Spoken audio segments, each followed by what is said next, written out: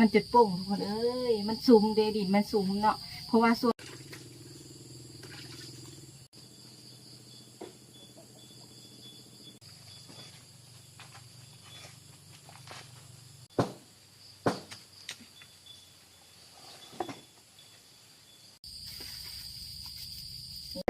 มาพบกับสาวสีแล้วในซ่องสาวสีใส่เบอร์ทอง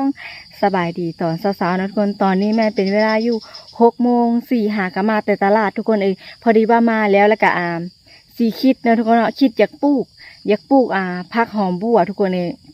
จะสีก็คิดแต่ดุนแล้วแต่ก็ลองเฮ็ดเบิ่งแล้วประมาณน้อยๆนี่แหละบ่ได้หลายดอกแล้วมันก็ป่งได้ทุกคนแต่ว่าผู้ดีสีเฮ็ดแต่แล้วก็ผู้ดีสีไปไทยเนาะไปหาเอื้อยนั่นแหละจากนั้นก็คือไก่มันก็สะเลยก็คือตายคือเก่ามือนี้สีก็สีมาเฮ็ดอีกทุกคนเฮ็ดไว้เนาะบางทีแบบเพื่อแบบเฮาบ่ได้ไปตลาดแล้วเฮาอ่ากินตัวที่มันป่งค่ะนะกินตัวที่มันป่งซึ่งว่าพักนี่ก็เป็นหัวพักของอีแม่นะทุกน้องหัวพักของอีแม่ตั้งแต่อีแม่เพิ่นปลูกตั้งแต่เพิ่นยังพู้นแหละคลิปก่อนก็น่าจะเคยเห็นตอนที่สี่ไปเก็บตอนที่มันมันยังมันแห้งนะทุกคนมันแห้งมันแห้วมันแบบมันได้ทีนะมันตึงเนาะจากนั้นเขาก็เอามาห้อยไว้แล้วก็เอามาปลูกอีกทุกคนเลยถ้าแบบเขาอยากปลูกแบบเอาหัวมันอีกนะเขาก็เอามาปลูกอีกหรือว่าอยากกินแบบกินใบมันกินน้ำมันนะตอนนี้สีก็อยู่นะทุกคนเลยอันนี้ก็คือเป็นเนี่ยเป็นบ่อนไว้เครื่องไว้ของเนาะอันสีตากเครื่องสีกระตากนี่แหละนี่รถอีแตนรถอย่างกระเป๋าไว้นี่เดี๋ยวทุกคนเห็นบ่หัวพักสุดสิจะเป็นอย่างนั้นไปสีจะเก็บเอาหัวพักเนาะทุกคนเนาะเก็บเอาหัวพักแล้วกันมาทุกคนสีเห็นนี่อันนี้เป็นหัวพักสีเนาะทุกคนเนาะเป็นตั้งแต่สมัยอีแม่เพิ่นยังอยู่เลยทุกคนเลยเพิ่นเป็นคนมักปลูกเนาะมักปลูกพักปลูกนั้นปลูกนี้แบบพักหาแทบจะบ่ได้ซื้อเลยทุกคนเลยมาตอนนี้ก็คือแบบสีกับบ่ค่อยมีเวลาเนาะแล้วกับปลูกกับบ่อยากเป็นปานใดเด็กมันแห้วบ่แล้วเนี่ยเฮาปะไว้นี่มันสิแห้วได้เนาะได้ตัวตื่นก็มีนี่อันนี้แม่นสิเป็นแบบตัวที่มันล่นเนาะตัวที่มันล่นแล้วแบบอันจับไปบ่นะบ่คักนะเวลาเฮามัดนะก็เลยแบบมันล่นลงแล้วก็เอามาไว้อยู่นี่นี่ทุกคนสีเหลียวเห็นฮะดีอ่ะโป่งเลยเด้อ่ะเบิ่งสิพาไปเบิ่งเนาะทุกคนมันถึกดินมันซุ่มแล้วมันกระโป่งเลยทุกคนแบบนี้แหละนี่สีว่าสิเอาไปปลูกนี่ติดเลยได้มันก็ได้พอจนโป่งเลยทุกคนนี่แบบนี้แหละสีว่าอยากปลูกฮะเดี๋ยวสีจะเอาหัวมันเนาะหัวมันแล้วกลับไปปลูกแบบสีจะหากระลองปลูกคือว่าอะไรทุกคนหากระลองปลูกเนาะแล้วก็มันกระโป่งค่ะนะแล้วสีกับสีมาลองเฮ็ดมือหากาได้เอาอุปกรณ์มาแน่แล้ว นี่อันนี้ก็แม่ได้ทุกคนนี่มันตกไปเลยเนาะแม่นไปเลยบ่ไก่หรือว่าสะสึมีเบิดเนี่ยถ้าสีไว้แบบใดนะทุกคนนะมีหอดปวกหอดเปียกป่ะนี่ปวกมันเด็ดจริง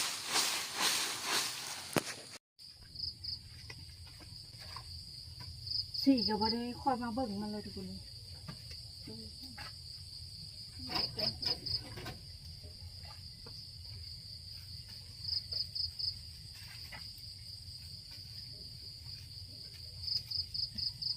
บัได้มาเบิ่งมาเลยตั้งแต่ฮุบตั้งแต่นะพูดเลยลองสีไปเอาคือต้องไปคัดเลือกมาเลยทุกคนนี่อันนี้ซื้อแม่นั่นหัวบัวทั้งเบิดเต็มแล้ว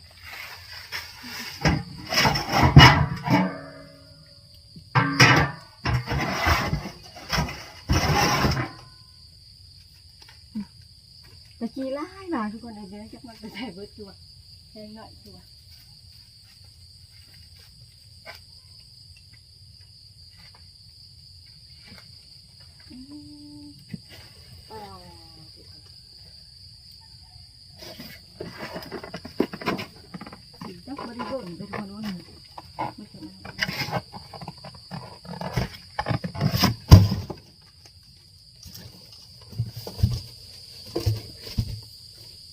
ก็เฮ็ดห้อยไปเนี่ยแล้วคนนี้ห้อยมันนี่แหละห้อยไว้เนาะห้อยตากแห้ง โอ้บางตัวก็เลยบางอันก็จะเป็นนั่นเห็นไหมนี่จิตเป็นใบออกมาแล้วมันอยากปุ่งนะถึงมันก็ปลูกแล้วทุกคนแต่สี่หันแล้วบ่มีเวลาเลยปลูกก็ได้ถ้ามีเวลาอะไรได้กินเลยได้กินได้ขายน้ำดิอีกอย่างกับยานไก่เนี่ยนะมันต้องได้อันซื้ออันพยางซื้ออะไรมาได้ไหมมาแบบยานไก่เนาะก็ยังเหลือซ้ำนี่แหละทุกคนป่งหลายดีเนาะนี่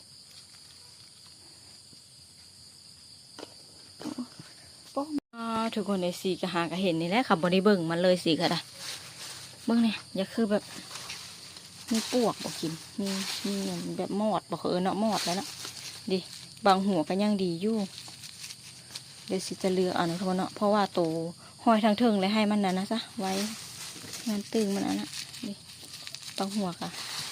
บางหัวกะตึงบางหัวกะบ่ตึงเบิกเสียเดี๋ยวสิจะเลือกเอาอันนั้นนี่ก็คือหัวผักบัวเนาะหัวผักบัวที่แม่สติปลูกแต่ว่าตอนเพื่อนปลูกค่ะเพื่อนนั้นบ่สบายนะทุกคนเนาะบ่สบายแล้วก็จากนั้นก็ฮอดฤดูการเก็บสิก็เก็บมาไว้เนาะเก็บมาไว้แล้วก็ห้อยไว้ตัวห้อยไว้ให้มันยังตึงอยู่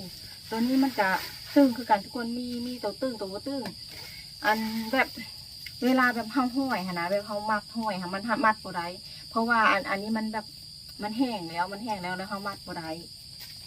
ก็เลยได้ไว้แบบนี้ทุกคนไว้แบบนี้แล้วผัดคือมาเบิ่งมันคือว่าหมอดมันจะกินบ่แหละเดี๋ยวสิจะเลือกเอาหาตัวตึงเนาะแล้วก็เอาไปปลูกทุกคนตัวไหนบ่ตึงแล้วก็ทิ่มตัวนี้ยังตึงอยู่โอ้หมดกันหลายดิบางตัวกระตึงที่ทุกคนเลยบางตัวกระบ่ตึงเนาะเดี๋ยวสิจะซ่อมไปเลย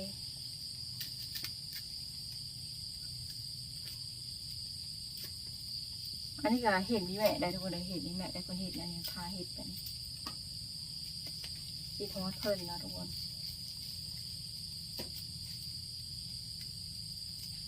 เมื่อคืนในฝนตกแต่ฝนเมื่อเช้านี่เลยเมื่อเช้าในฝนตกเมื่อเช้าสีคิดในใจหาน้ำสีบัวท่วมอีกว่าปะยังไม่ได้เปิดได้คนหาเลยเนี่ยเพราะว่าช่วงนี้สีอันเห็ดอันนั้นทุกวันเห็ดเฟซบุ๊กนำเนาะเมตาปะสีเห็ดเฟซบุ๊กนำ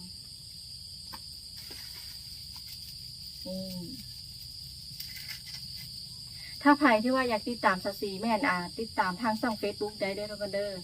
ทองสีเอสที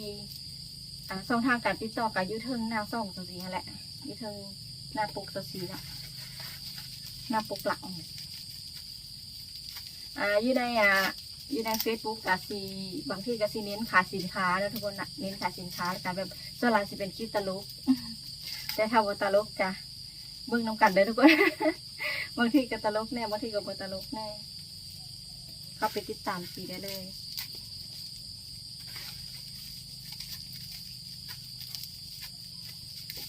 ทุกคนเขาก็แกะเนาะแกะหัวบัวหอมบัวบ่เนาะอยู่ไทยซื้อหอมบัวได้เนาะนี่เบิ่งได้เลยจนโป่งเลยผูกคือเสียวคือบอกคอยไปปลูกแม่มันคือสิว่าเนี่ยนะทุกคนสีกับบริยามาปลูกเลยพอได้กลิ่นอยู่ได้ทุกคนเลยทางเขาปลูกค่ะได้แต่ว่าคือว้าวค่ะแหละปลูกกับยานแบบยานไก่ทุกคนเลยส่วนหลายไก่จักเบ้แล้วเพราะว่าอันส่วนหลายกับบุ้มีไผ่ยุ่งเงินค่ะนะน้องโซซีกับจักได้ไรส่วนหลายกับบุได้เนี่ยต้องทุกคนเลยน้องไทยยุ่งเงินบางทีเผ็ดไปลิ้นนะก็เลยแบบบุได้นั่นเนาะจักเบ้จักงัวบางทีมันเข้ามาหาถ้ามีคนอยู่เงินแค่นี้ถ้าบ่มีหรอโอ้เนี่ย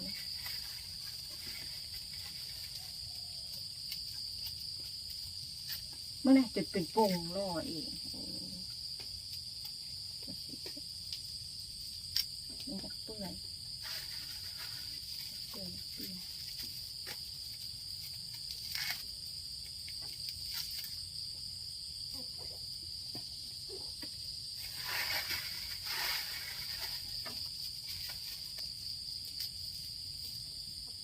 บางอันให้ยังตึงบางอันก็แห้วแล้ว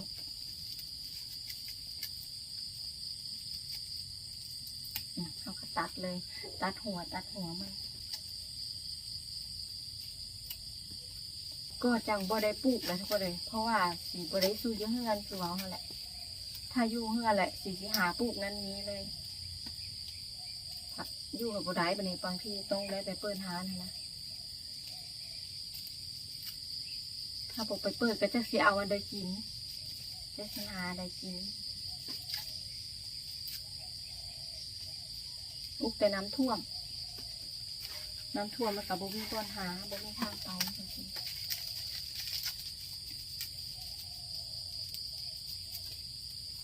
นี่ทุกคนผักหอมบัวตักอะไรเนาะยาวเลยมันพอมันไปถือกันแดดดีถือบริถือแดดมันจะเหี่ยวมันเลยเวลามันถือแดดมันก็สิตั้งขึ้นไปตอนนี้สิกะแกะทุกคนเลยแกะหัวบัวเฮามัดบ่ได้ทุกคนเลยมัดบ่ได้แบบนะเฮ็ดแบบนั้นเพราะว่าถ้าอีลิซีเอาไปตากก่อนนะทุกคนเพราะคือว่าเขาแหละยังบ่หุงนะถือมันค่ะเวลาเฮาลุกแล้วเฮามัดเลยแล้วก็จากนั้นก็ห้อยตากเลยสบายแต่ว่ามือนั้นพาเดี๋ยวกับน้องเนาะลุกแล้วผัดเอามาตากทุกคนเลยเอามาตากแล้วกันมันก็แห้งแล้วเนาะแห้งแล้วก็มัดบ่ได้เลยมัดบ่ได้เลยกะปลาไว้นี่เลยตัวนี้ค่ะตัวนั้นก็คือมัดได้เพราะว่ามันยาวแบบอันนั้นมันยาวนะพิษเลยสองสีกับน้องกับปุ่นมีน่ะพาเดี๋ยวเฮ็ดคือว่าอะไรทุกคนเลยบ่มีแม่แล้วก็คือบ่มีหยังเลยอะไรได้เสียคิดนั้นเลยเดี๋ยวนี้กินฮอตลาวมาแล้วค่ะโอ้ยังตื่นอยู่ทุกคนคักแต่นี่ตื่นคักเลยนี่แหละคักนี่หัวเขาบัวเนี่ยมีประโยชน์หลายอย่างนะทุกคนเนาะมีประโยชน์หลายอย่างกินดิบก็ได้เฮ็ดไปปรุงอาหารก็ได้แซ่บแต่ส่วนหลายสิบ่มักเท่าใดเลยบ่มักปานใดได้ผักหอมบัวเนี่ยสิมักหัวกระเทียมมักแต่ได้หัวกระเทียมมักกินใช่ไหมจักเป็นได้วันละก็แบบอยากเฮ็ดทุกเมนูเลยมักกระเทียมแต่ผักบัวแหละบ่ฟังกันแต่จะกินได้อยู่แบบกินแบบใส่กั่วบ่มีอย่างนะใส่กั่วกับบ่หลายได้คั่วใส่หลายก็โอ้บ่มักปานใดใส่ลาบก็แซ่บใส่ลาบเนาะแล้วก็ใส่แจ่วทุกคนใส่แจ่วแจ่วมะขามกินคุยมะขามแจ่วปลาเด็กนี่ป้อโคตรแซ่บเลยอ้าวตกไปพูดแล้วมันตกไปพูดแล้วป้าทุกคนหัวใหญ่เลยดิ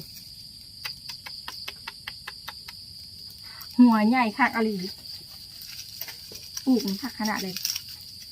ยืดทั้งใจใหญ่จะได้หัวมันนะบางอันก็เป็นหน่อเลยได้ก็ได้เป็นหน่อเป็นอะไรออกมาเลยป้อใหญ่คักอะไรทุกคนนี่มันสิคักอยู่บนคักปาบเลยสิลองปลูกอีกเทื่อนึงนะทุกคนเนาะแล้วจ้ะเขากะเบิ้งเอาเขากะเบิ้งเงี้ยแต่เขาไม่ได้ปลูกหลักนะถ้าปลูกหลายแล้วโอ้ยยางแต่ก็มีได้มีในอย่างผ้าดำบอกแพร่ดำเอาไว้แบบเฮ็ดแบบกัน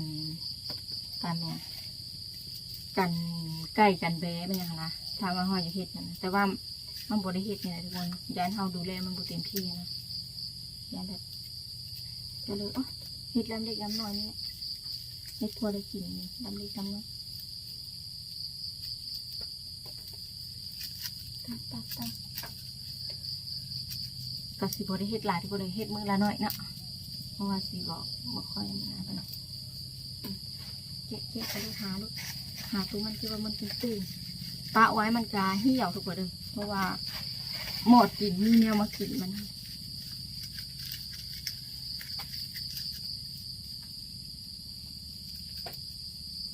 มีแนวมากินมันตัดหางตัดหัวมันออก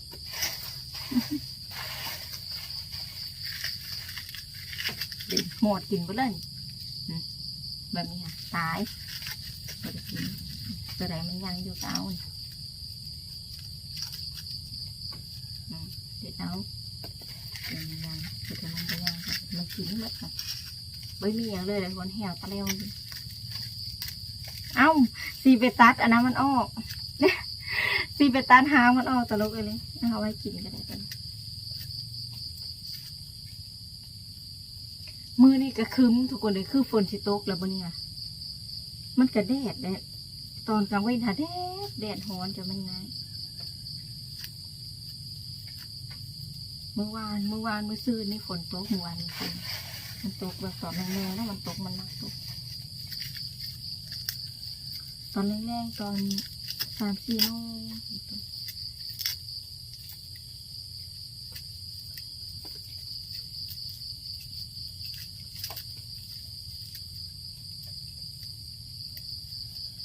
เห็ดหอมนี่จักมันสีปุ่งหรือเปล่าสียาเด็กยามันบอกปุ่งทุกคนแต่ถ้ามาเบิ่งตรงกันเนาะว่ามันจะปุ่งหรือไม่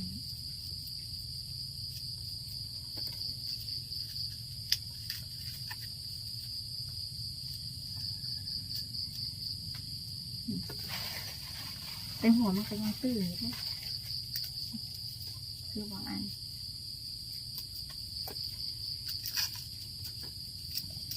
ตอนตะกี้หลายกว่านี้ทุกคนเลยหลายกว่านี้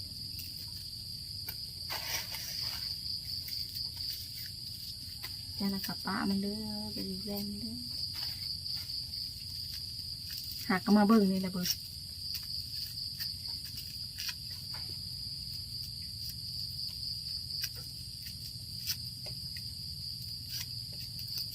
ก้นผักบัวที่สีเฮ็ดเนาะนี่ก็สีเฮ็ดแบบนี้แหละนี่ตัดหัวมัน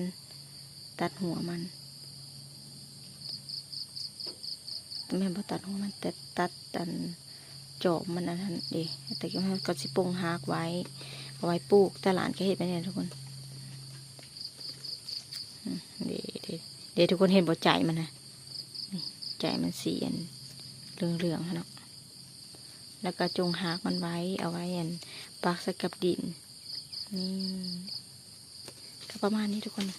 เดี๋ยวสิจะเอาอีกจังหน่อยนะแบบทดลองเฮ็ดนะทดลองเฮ็ดแบบบ่ได้เฮ็ดหลายถ้าว่ามีเฮ็ดสวนเฮ็ดอย่างเสือเฮ็ดหลายๆเป็นหนานนะทุกคนเนาะเฮ็ดสามารถเฮ็ดไว้ขายไว้กินก็สบายแล้วแหละทุกคนเลยอันนี้สิเฮ็ดลองเบิ่งเฮ็ดลองได้กินเบิ่งนะมันสิเป็นหรือเปล่าเนาะอันนี้ก็คือมันเป็นเองมันทุกคนเอ้ยนี่เบิ่งไหมนี่ได้กินแล้วได้นี่เฮาตัดอันนี้มันก็กินได้เลยแหละนี่แต่ว่ามันไว้ถึกแดดเดี๋ยวมันเลยเหี่ยวกันนี่ไปทุกคนเฮ็ดต่อทุกคน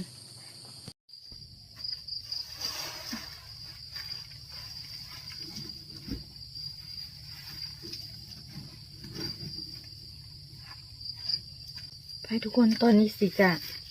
ได้เป็นที่มอยแล้วเนาะเดี๋ยวตัวนี้แม่นสีจะลองทดลองปลูกเนาะทุกคนเนาะตัวนี้ก็คือมันปลูกเองเลยไปทุกคนไปลองปลูกน้ำเกลือน้ำเดียวว่ามันจะงามหรือบ่นะทุกคนกะทาติดตามส้มลงกันไปบรรยากาศเฮือนสดสีทุกคนตอนเช้าเนาะเมื่อเช้านี่มันฝนตกเดี๋ยวมันก็เลยซุ่มไปนี่ไปทุกคนเดี๋ยวเราไปปลูกกันเลยมาเบิ่งกันว่าพักสดสีสิเป็นหรือบ่เป็นนี่ไปกันบรรยากาศดีทุกคนตอนเช้าไก่กับเวลาดอกไอเดียวพ่อชันมาตอนใดมาเร็วพ่อชันเพิ่นมาจะลินทุกคนพ่อชันพ่อชันไปใส่มาเอาที่ลูกโอ้อย่างรอ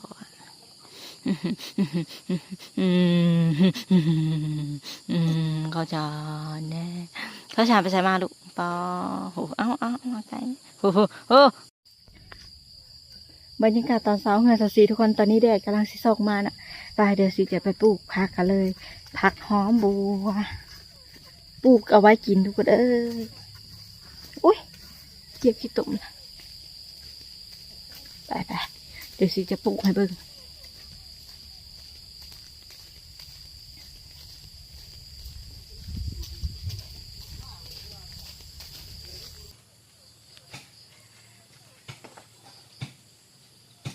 ทุกคนบอนนี้เป็นบอนที่ว่าสีปลูกแต่เก่าเนาะเดี๋ยวสีจะมาเสียหญ้าออกให้เบิดตอนแถวนี้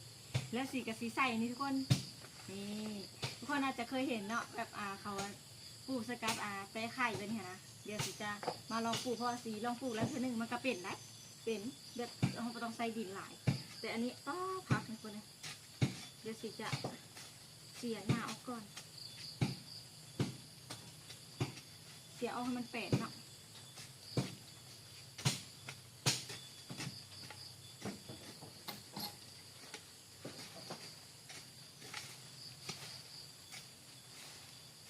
เสียงตัวเสียถึงมันต้องเป็นเสียงมัน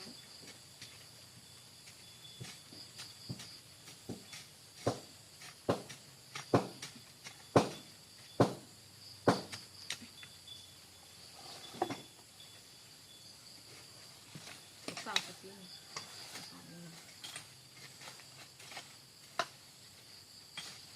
เอาของปีของปอกอีก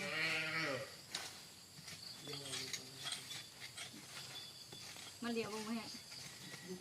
อาลีไปจ้ะ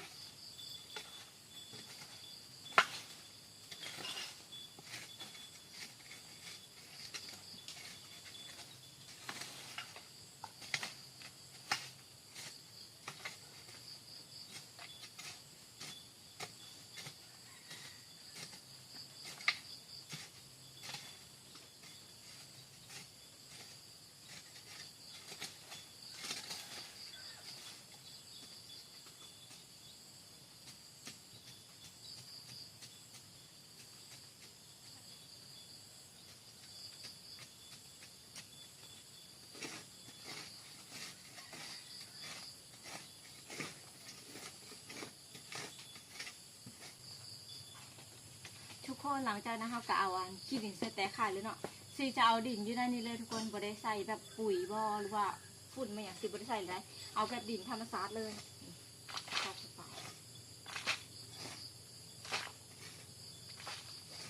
เอาดินอยู่เท่านี้เลยนะ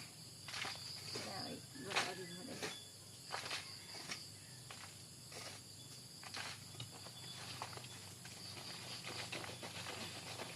จะน่าจะเห็นให้ทั่วแต่ละหุ่นเนาะ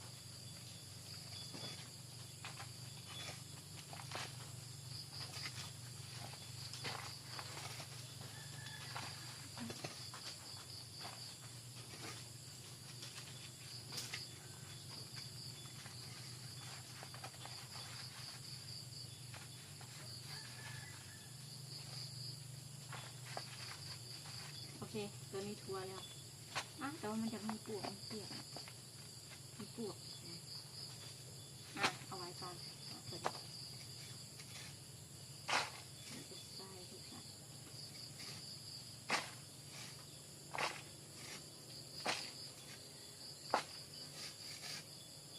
ถ้าเราปลูกเบิดนี่จะเป็น60 เงาเนาะแต่เบิ่งที่สีออกมาจากปีฮอตหรือเปล่า60 เงา60 หัว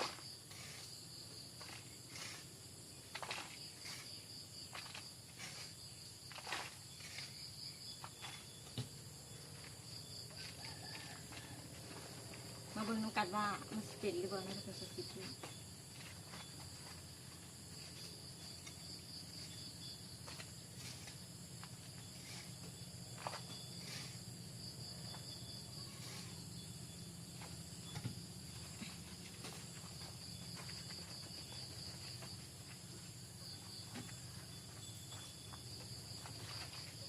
โอเค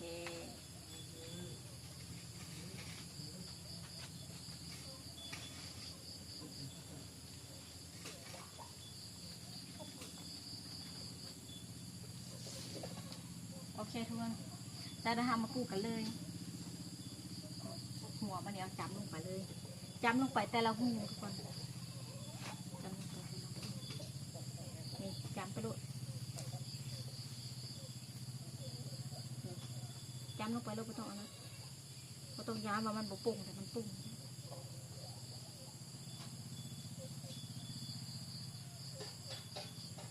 เขาเฮ็ดแบบนี้ค่ะจะคือแบบ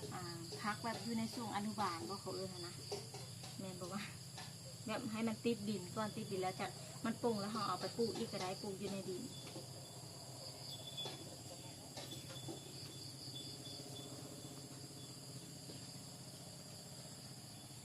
ตัวนี้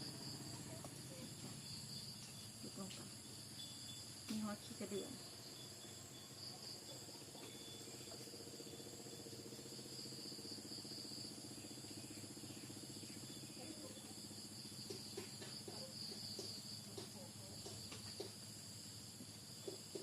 ไปเลยฮักมันยาวๆเขากระตื้มเห็นใช่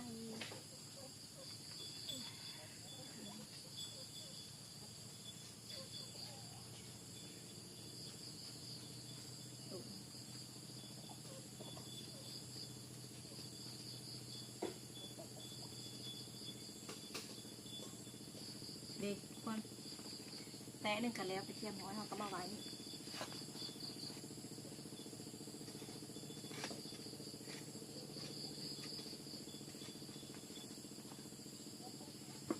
มาปลูกแตะที่สองกันต่อ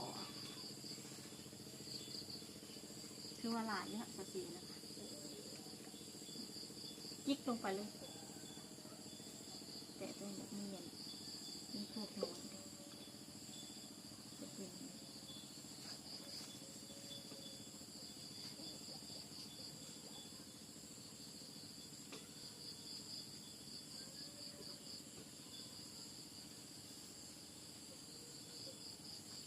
มีแต่หัวตื้น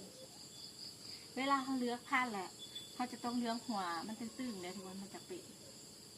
หัวตัวใดตัวตื้นมันเป็นบางทีก็อาจจะเป็นแต่ว่ามันเป็นมาลง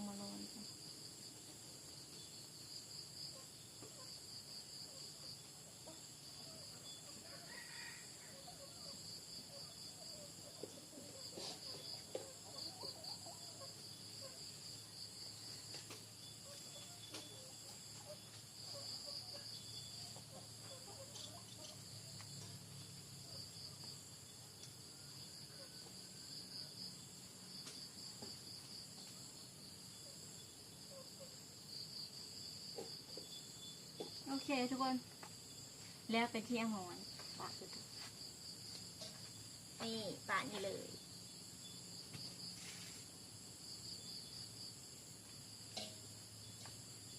โอ้และนี่ก็คือผักบัวสสีเนาะหัวผักบัวที่สีปลูกแบบนี้แหละทุกคนเลยตอนนั้นสีกระปลูกแบบนี้แล้วก็มันก็เป็นเนี่ยทุกคนเลยเป็นแต่ว่าก็ได้ปิดกินอยู่แต่ว่าสีผัดไปไทยนะก็เลยบ่มีใครดูแลไก่ก็คือสะเลยอันนี้เป็นการแบบมาอย่างอนุบาลบอกเลยนะแต่ถ้ามันโป่งแบบประมาณนี้แล้วเราก็สามารถเอาไปบ่งอยู่ในอันแบบหนานแบบใหญ่ๆเลยก็ได้ทุกคนเลยถ้าแบบบ่อยากเฮ็ดนะอยากเฮ็ดหลายเทื่อนะอันนี้คือสีจะเฮ็ดปลาไว้นี่เลยแบบเอาไว้กินแบบพอได้กินนะทุกคนมาเบิ่งกันว่าเดี๋ยวสีกับสีอัปเดตเนาะว่ามันจะเป็นอะไรมันสีงามบ่มันสีโป่งบ่มันสีเป็นอย่างบ่ ก็มาลุ้นน้ำกันทุกคนเลยอันนี้เป็นปลูกแบบธรรมชาติเลยได้แบบบ่ได้ใส่ปุ๋ยใส่หยังเนาะปะมันขึ้นธรรมชาติเลยว่าบัวก็มีแต่ตัวตึงๆนี่ตัวนี้ใหญ่เดี๋ยวสิจะเอาน้ำมาหดอีกจังหน่อยทุกคนเลยมันจะได้ไปทำความชุ่มชื้นเนาะวิธีหดน้ำทุกคน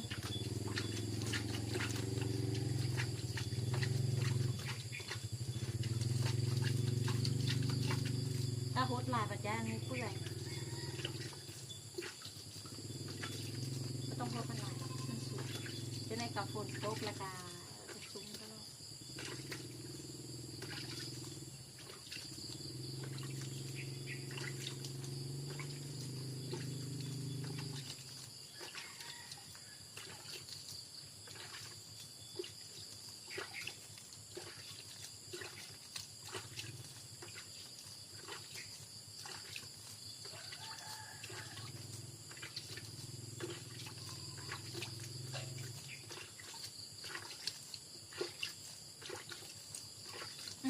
พอเลยทุกคนพอเอาไปล้าง